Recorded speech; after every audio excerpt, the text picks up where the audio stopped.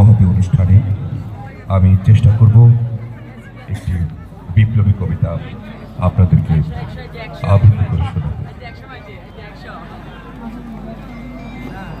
কবিতাটি লিখেছিলেন আসাদ বিন হাফেজ। আমি আমার জনগণকে আরেকটি অনিবার্য বিপ্লবের জন্য প্রস্তুতি নেওয়ার কথা বলছি।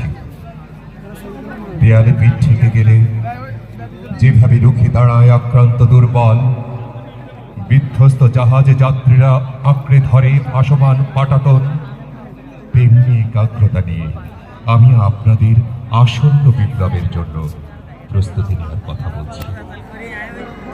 বিপ্লব মানে যুদ্ধ, বিপ্লব মানে তিল তিল বাঁচতে শেখা, বিপ্লব